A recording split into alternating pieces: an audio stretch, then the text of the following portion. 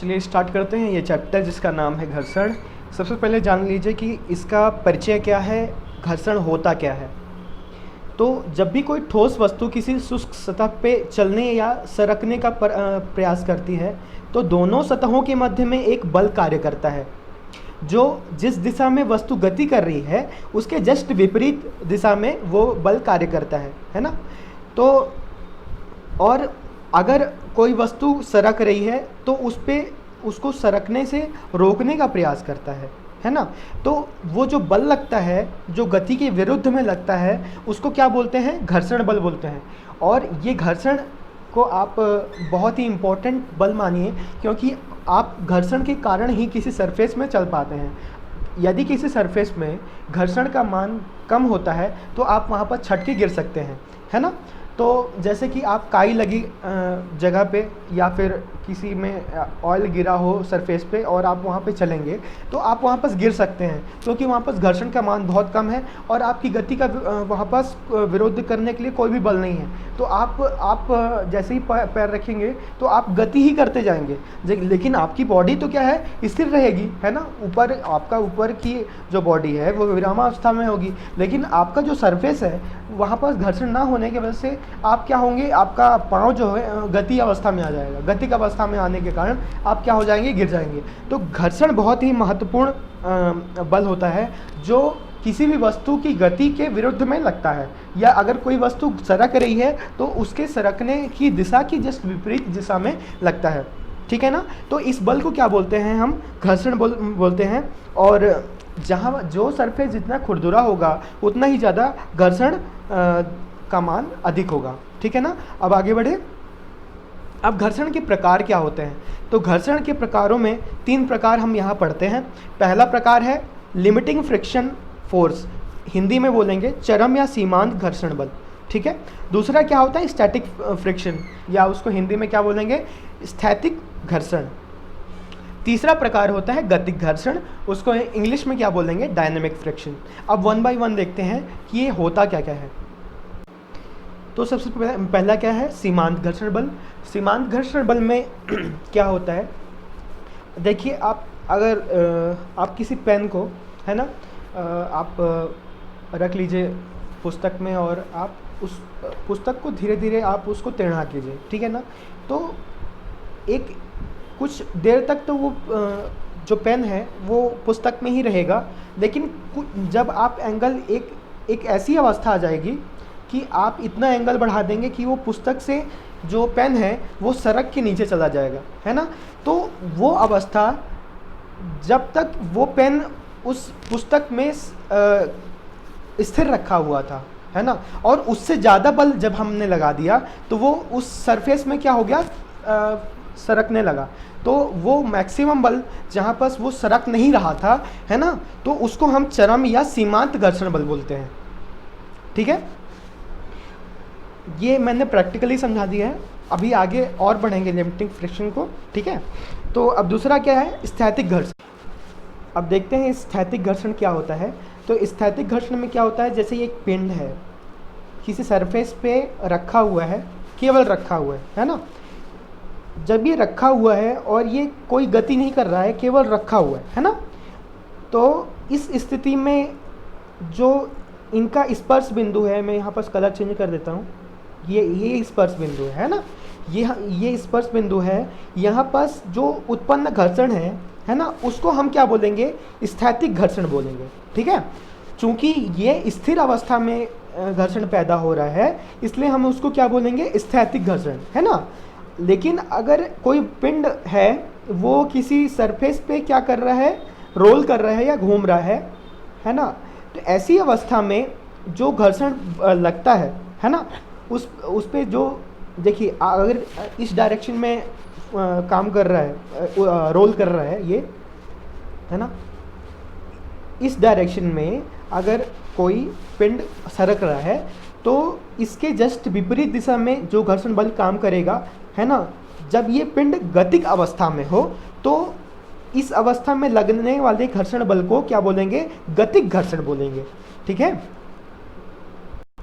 अब देखते हैं अभिलंब प्रतिक्रिया क्या होती है। देखिए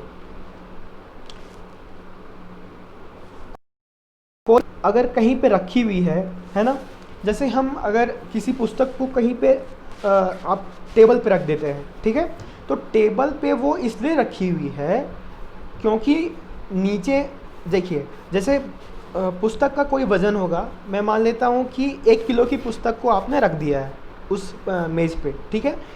अगर मेज़ 1 किलो का ही वज़न अगर उसके विपरीत दिशा में नहीं करेगा तो जो ज़्यादा बल लगाएगा उसकी ओर पुस्तक चला जाएगा। मतलब समझ रहे हैं आप? देखिए, जैसे हम किसी आप दो लड़कों को आप क्या करें, दो लड़के हैं, अपना हाथ एक दूसरे को पकड़े हुए हैं और एक दूसरे को ढकेल रहे हैं, ठीक है ना। तो जिसका भी बल ज़्यादा रहेगा, है ना, वो दूसरे को उसके अपोजिट डायरेक्शन में ढकेल देगा, है ना। जैसे कि मान लीजिए यहाँ पास कोई 2 लड़के हैं, है ना, वो एक दूसरे को क्या कर रहे हैं, ढकेल रहे हैं। तो जिसका भी बल ज़्यादा होगा, अगर इसका बल ज़्यादा है तो ये अपने बल की डायरेक्शन में इसको फोर्स कर देगा, इस वाले लड़के को इस डायरेक्शन में फोर्स करके ढकेल देगा, है ना।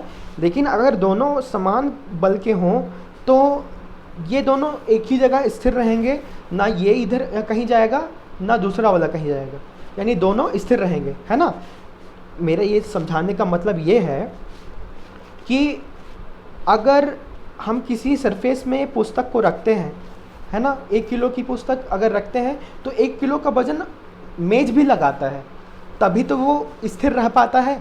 अगर 1 किलो का वजन ये मेज नहीं लगाएगा तो ये पुस्तक क्या होगा, अपने 1 किलो वजन के कारण वो क्या हो जाएगा, मेज को नीचे ढकेल देगा, यानी कि मेज टूट जाएगा, है ना।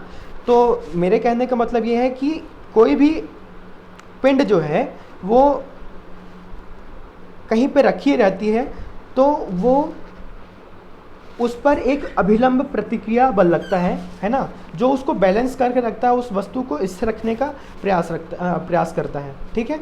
तो जैसे यहाँ पास वस्तु है, ये वस्तु इस सरफेस पे रखी हुई है, तो ये अपना बल क्या कर रही है, नीचे की ओर लगा रही है, और ये जो सरफेस है ना, उतना ही बल जितना वस्तु उसके ऊपर बल लगा रहा है, उतना ही बल वो वस्तु को ऊपर की ओर लगा रहा है ना। तो जितना बल वो लगाता है वस्तु को के अपोजिट में, उस बल को क्या बोलेंगे, अभिलंब प्रतिक्रिया बल बोलेंगे, ठीक है ना।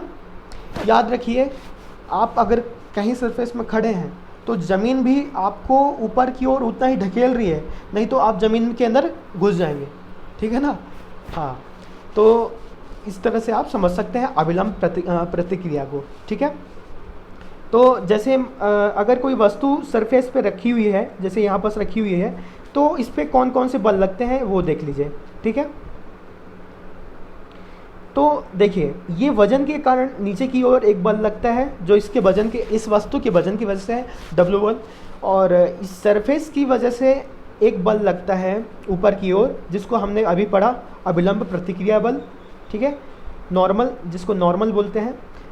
अगर ये वस्तु इस साइड गति कर रही है तो फोर्स का डायरेक्शन ये हो गया, तो घर्षण का डायरेक्शन क्या हो जाएगा, फ्रिक्शन। देखिए ये फोर्स है ना, फोर्स, अगर फोर्स का डायरेक्शन ये है तो इसके फोर्स के जस्ट अपोजिट में कौन सा बल लगेगा, घर्षण बल लगेगा, जिसको हम लोग इंग्लिश में फ्रिक्शन बोलते हैं, ठीक है। फ्रिक्शन इस साइड लगेगा और फोर्स इस साइड लगेगा, ठीक है। तो ये चीज़ आप बिल्कुल ध्यान से समझ लीजिए, ये आगे काम आने वाली है, ठीक है। अब है सीमांत घर्षण, लिमिटिंग फ्रिक्शन, ठीक है। जैसा कि मैंने आपको समझाया था पिछले बार कि अगर कोई वस्तु है, अगर किसी वस्तु को आप किसी सरफेस में रखते हैं इस तरह से, ठीक है। अभी ये वस्तु फ्लैट है, मतलब समतल पर बिल्कुल रखी हुई है। मैं मान लेता हूँ कि ये इस तल को आप धीरे धीरे आनत करते जाइए, है ना। तो ये एक ऐसा एंगल आएगा जिसके बाद ये वस्तु जो है इस आनत तल पे खिसकने लगेगी, यानी कि ये अपनी स्थान से आगे बढ़ जाएगी, है ना। तो वो मैक्सिमम वैल्यू जहाँ तक ये जो रोल है ना, वो अपने स्थान पर स्थिर रहता है, है ना, गति नहीं करता, है ना, तो वो अधिकतम बल को सीमांत घर्षण बल बोलते हैं, जो गति के विरुद्ध में लगता है ना। तो इसको आपकी बुक में क्या लिखा हुआ है कि कोई वस्तु अगर स्थिर रखी हुई है तो इस पर एक बल लगता है जो इसको गति देने के विरुद्ध में लगता है। जब आप इसको क्या करते हैं, टेढ़ा करते जाते हैं, ठीक है, तो ये वस्तु क्या होते जाती है, इसका एंगल आनत तल का क्या होने लगता है, बढ़ने लगता है। तो एक अवस्था के बाद ये वस्तु क्या होती है, आगे बढ़ने लगती है ना। तो वो मैक्सिमम बल जिसके बाद वो कोई वस्तु अपने स्थान से खिसकना शुरू कर देती है, वो मैक्सिमम बल को आप क्या बोलते हैं, सीमांत घर्षण बोलते हैं। ये तो केवल आप आनत तल के एग्जाम्पल से हो गया, है ना। अभी और कुछ एग्जाम्पल ले लेता हूँ ताकि आपको ये ना लगे कि केवल आनत तल पे ही परिभाषित है। जैसे आप कोई भारी वस्तु है ना, आप मान लीजिए कि कोई बैलगाड़ी है, ठीक है, आप उसको खींचने का प्रयास कीजिए, ठीक है, तो आप शुरुआत में आप देखेंगे आपको बहुत ज़्यादा ताकत लगाना पड़ रहा है, ठीक है। वो ताकत जो है वो उस बैलगाड़ी को, है ना, स्थिर रखने का प्रयास करता है। जब आपका बल उस बल से ज़्यादा होने लगता है ना, जब आपका बल उसके बल से ज़्यादा हो जाएगा, है ना, तभी तो वो बैलगाड़ी चलना प्रयास करेगी या चलना शुरू कर देगी, प्रारंभ कर देगी, है ना। तो वो अधिकतम बल जो उस सरफेस द्वारा उस बैलगाड़ी को स्थिर रखने का प्रयास कर रहा है ना, कि वो अधिकतम इतने बल तक आपने प्रयास किया और वो उसी स्थान पर खड़ी रही, वो वहाँ से आगे नहीं बढ़ी, वो अधिकतम बल को सीमांत घर्षण बल बोलेंगे, ठीक है। तो आगे बढ़ते हैं हम। ये तो हो गया सीमांत घर्षण। अब घर्षण के कुछ नियम होते हैं, उसको समझ लीजिए। देखिए, घर्षण बल हमेशा गति के विरुद्ध में लगता है, गति के विपरीत दिशा में लगता है, ठीक है, ये पहला नियम हो गया।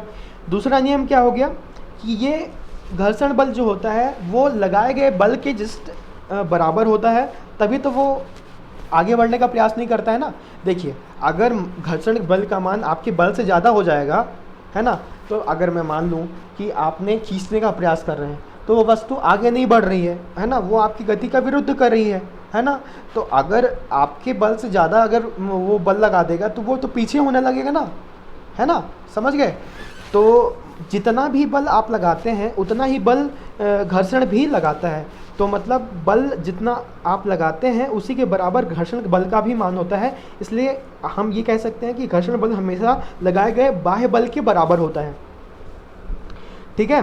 अब तीसरा नियम क्या बोलता है कि घर्षण बल संपर्क सतहों की प्रकृति व स्थिति पर निर्भर करता है, परंतु उनके आकार व क्षेत्रफल पर निर्भर नहीं करता है, ठीक है।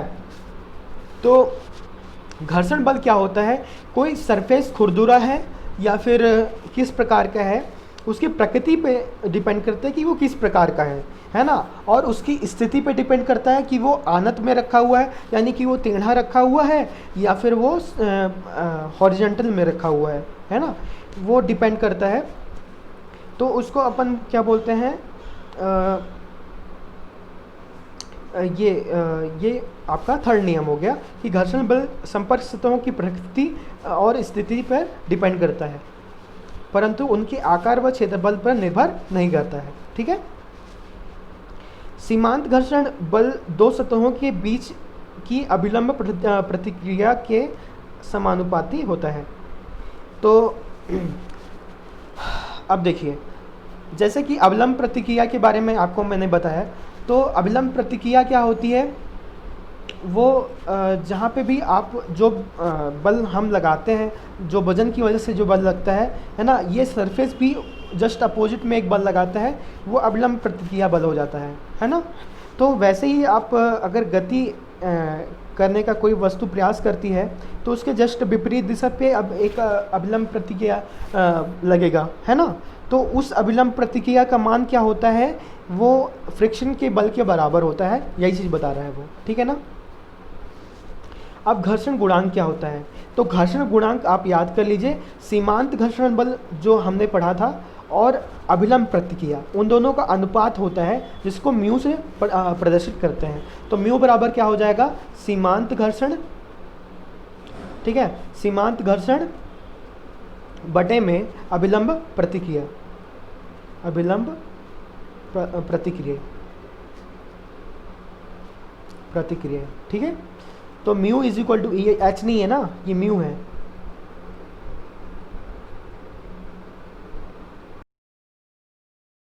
म्यू का मान है। म्यू इज इक्वल टू क्या होता है, सीमांत घर्षण बटे अभिलंब प्रतिक्रिया।